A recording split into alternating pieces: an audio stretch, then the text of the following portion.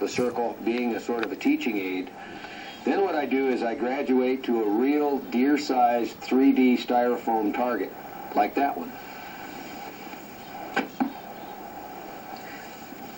There is no circle drawn in the kill zone.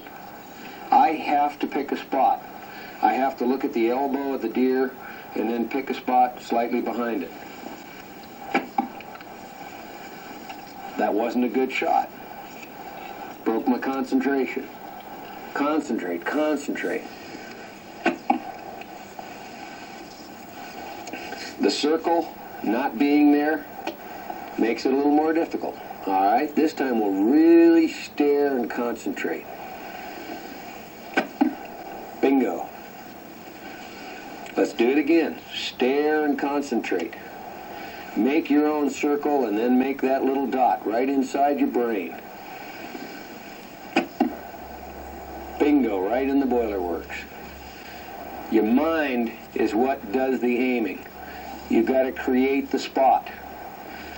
Once I've shot the 3D target, then I begin to go out in the woods, and I'll place the 3D target in some brush, very real.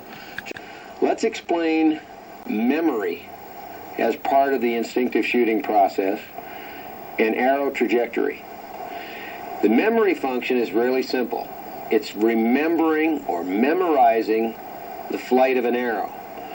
I never ever think of yardage, as in 32 yards, 49 yards, 4 yards. I don't do it when I'm hunting.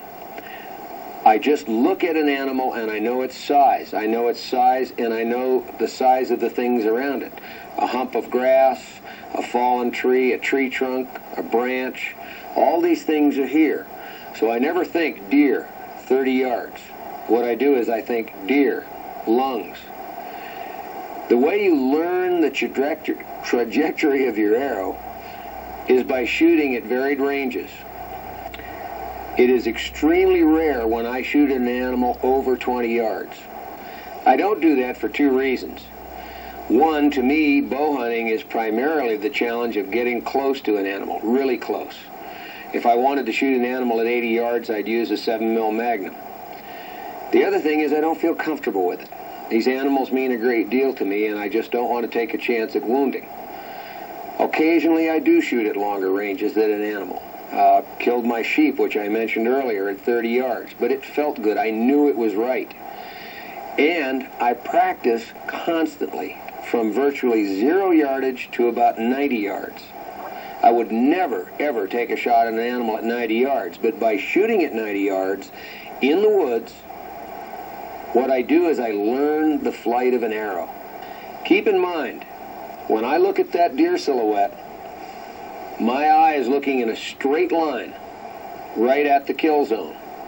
My arrow, however, will not fly in a straight line at that range. Don't know how far it is, 40, 45 yards, but my arrow will arc, trajectory. Even a rifle bullet arcs. At 200 yards, you're going to shoot low unless you hold high to compensate.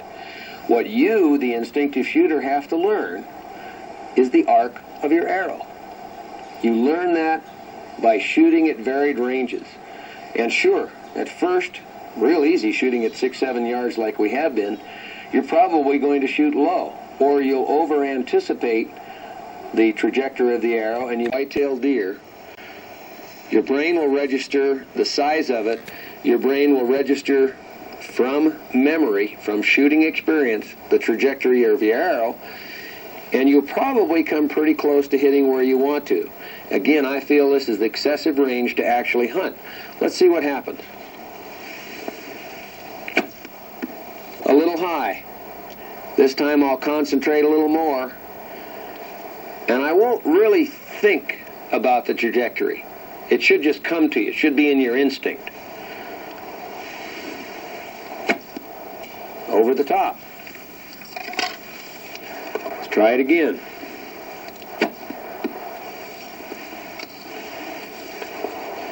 I'm not really concerned about left to right here. In fact, both shots have gone to the right. Mostly what I'm trying to do is I'm trying to think about distance versus size of the animal. We're getting in there. Again, I would never hunt at this range, but it's exceptionally good practice. Actually, I much prefer stump shooting when I'm shooting longer shots. On my last shot, I also noticed that I plucked, and that's probably why I'm shooting to the right. This time, what I'll try to do is concentrate on two things: my release and the range. Bingo. This is probably an excellent example of why you shouldn't be shooting at an animal at the kind of range that we just were. You begin to get spread out. It's harder to pick a spot. You have a tendency